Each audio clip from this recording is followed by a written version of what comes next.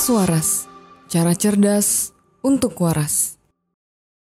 Boleh diceritakan tidak selama bekerja di sini fenomena dalam tanda kutip fenomena mistis apa sih? Abang merinding, saya juga merinding bang. Fenomena mistis apa nih yang sering terjadi dan pernah terjadi di selama proses bekerja di sini bang?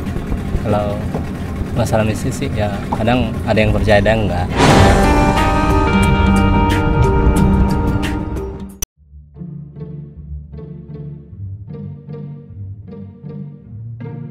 Dalam melanjutkan jelajah misteri di balik proyek reklamasi, lagi-lagi kami terpaksa berhenti karena kehadiran cuaca badai yang cukup mengerikan.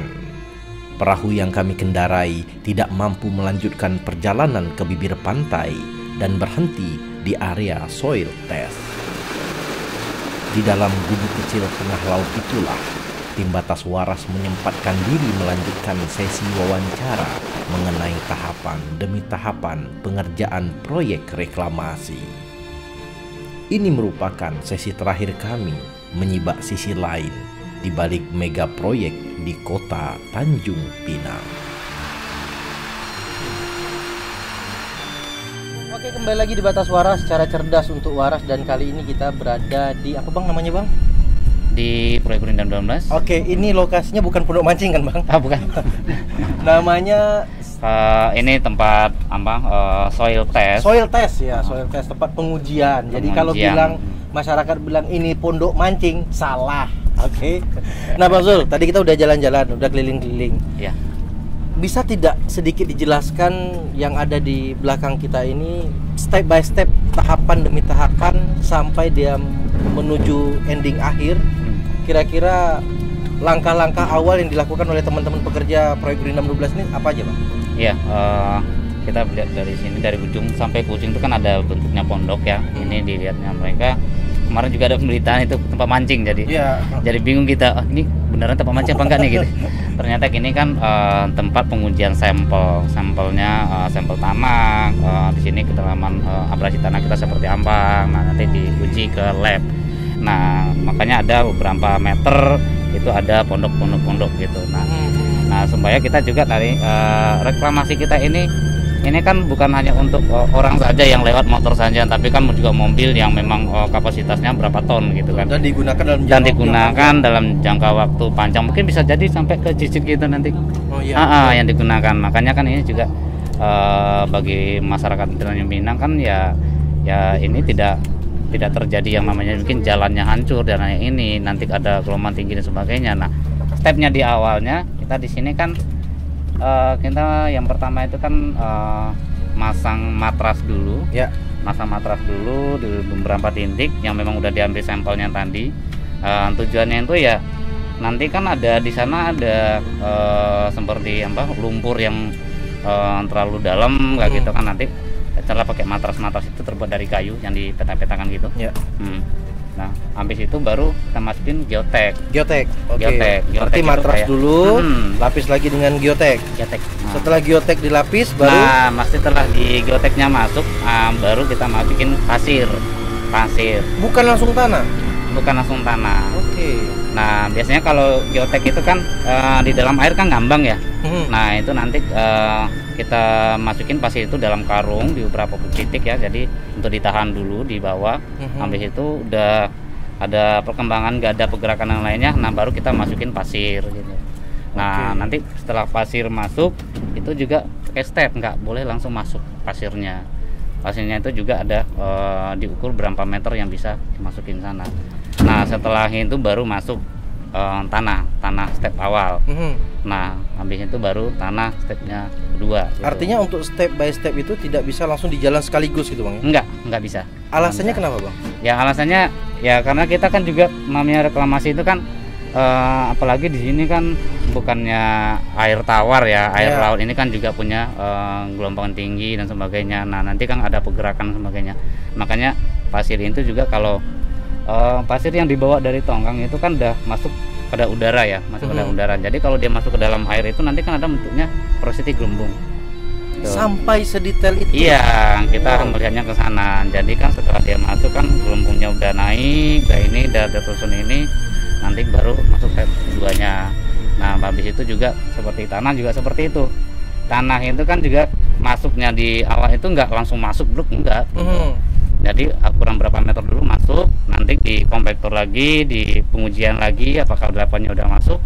Nah baru nanti masuk tanah yang kedua gitu. Nah, artinya kedua, setelah penimbunan ini bisa dipastikan ke depan tidak akan ada apa ya, ibaratnya peruntuhan untuk yang jeblos tiba-tiba tengah jalan itu bakalan nggak terjadi, kecil kemungkinan karena kita juga kan ada pengujian di lab ya, di laboratorium bahwa tanah kita ini kompaktornya udah masuk ke quality bagus apa belum gitu, udah memadai apa belum gitu. Nah nanti dengan kekuatan yang kayak mobil yang masuk di sana udah kekuatan berapa ton gitu, nah itu ada standarisasinya. Nah setelah itu udah masuk di tahap ini, nah tanahnya itu udah dapatkan levelnya. Nah nanti kan juga kalau untuk yang khususnya untuk jalan itu baru kita pasang rigidnya untuk pemasangan semen ya, semen beton. Rigid itu apa tuh bang? Saya cari di kamus bahasa rigid tuh nggak ketemu. Rigid itu ya ini sih macam konkritnya yang dari semen yang memang awalnya itu kan dipasang kayak besi. Puzzle gitu bang? Enggak, bukan puzzle dia bentuknya. Artinya sebelum proses pengaspalan rigid dulu dipasang? Iya, rigid dulu dipasang, pasangan rigid. Nah, jadi dia bentuknya tuh untuk kotak-kotak kontak. Nanti kan di bawahnya itu baru masuk pencoran gitu. Nah, baru diaspal apa? Iya, nanti setelah itu baru pengaspalan. Sama halnya yang kita di depannya ini. Ini kan juga udah selesai di pemasangan dari CLT kita ini. Nah, nanti itu di atasnya tuh masih ada aspal. Oke, ini menarik, mungkin penonton juga pengen tahu. Setelah bagian tengah selesai, kita sedikit bagian ke samping ini kan ada batu-batu nih bang. Nah kalau masyarakat Tanjung Pinang kalau melihat dari ujung sana dekat pelabuhan Sri Bintan Pura, itu batu ditata sedemikian indahnya, rapi sekali seperti menyusun puzzle. Apakah penyusunan itu memang hanya sekedar dampak art dalam arti kata eye-catching untuk indah dilihat mata, atau mungkin ada manfaat lain tujuan daripada penyusunan rapi batu-batu di samping itu bang? Ya.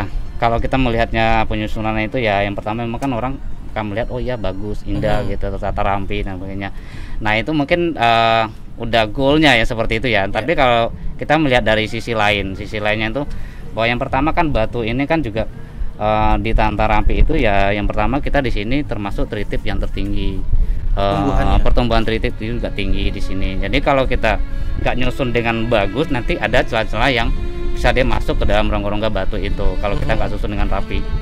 Nah jadi nanti bisa saja ada pergeseran karena karangnya tritip masuk di sini ada pergeseran karena air gelombang tadi, makanya bisa jadi nanti jatuh bantunya turun ini kapasitasnya gitu. Berarti selain tujuan untuk indah tapi juga ada manfaat untuk menjaga komponen-komponen itu. Ada alat khusus bang untuk menyusun itu bang? Kalau untuk menyusun sih sebenarnya nggak ada, itu manual manusia.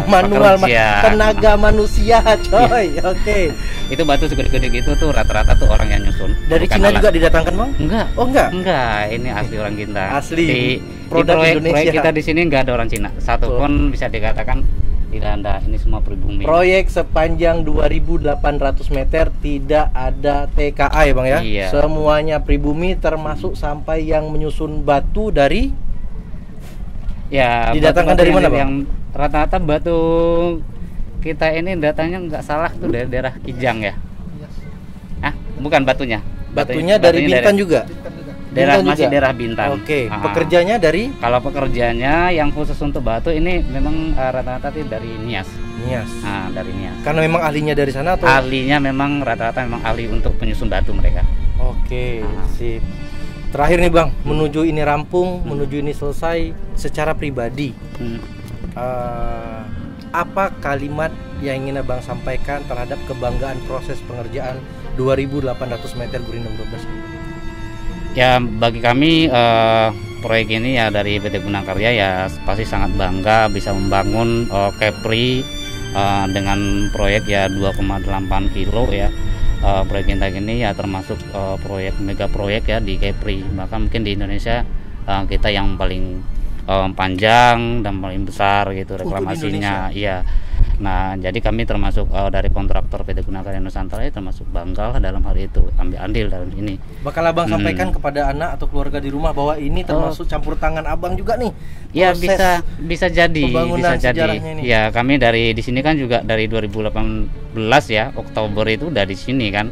Jadi sampai saat ini pun juga kami masih di sini. Berarti ada beberapa step-step yang memang pekerjaan yang kita lakukan ini penuh dengan semangat kerja yang tetap yang ini kita konsisten melakukan pekerjaan ya seperti itu. Artinya sekian tahun membangun ini pekerja-pekerja yang dari sini sudah seperti keluarga sendiri berarti? Iya, udah pasti. Karena juga pekerja kita puncak tertinggi kan saya tadi udah bilang juga itu sekitar 400-an pekerja dikembangkan di sini. 400-an orang. Iya. Nah, hampir rata-rata dalam satu hari itu sekitar 380-an orang satu hari.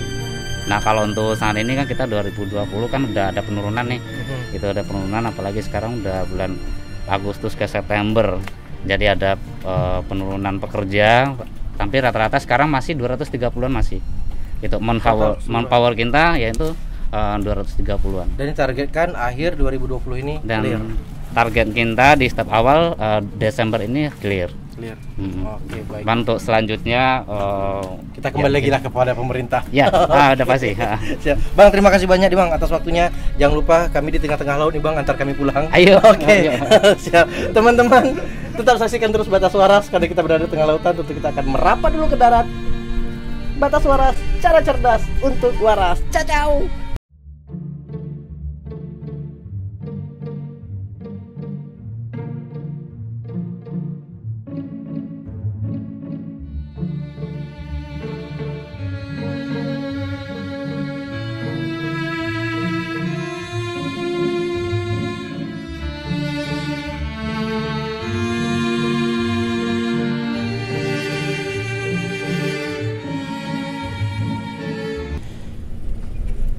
Kepri berbenah. Wajah Tanjung Pinang perlahan-lahan mulai berubah. Tepi laut yang dulunya indah kini dipercantik dan memberikan akses kepada masyarakat semakin mudah. Proses perjalanan itu tentunya menyimpan banyak cerita yang mungkin tidak banyak diketahui oleh masyarakat. Dan tentunya perjalanan panjang merubah wajah-wajah tepi laut Tanjung Pinang, menyisakan jejak sejarah yang akan kita kenang. Dari Tanah Gurindam 12, kami ingin memaparkan sebuah cuplikan yang nantinya akan berbekas.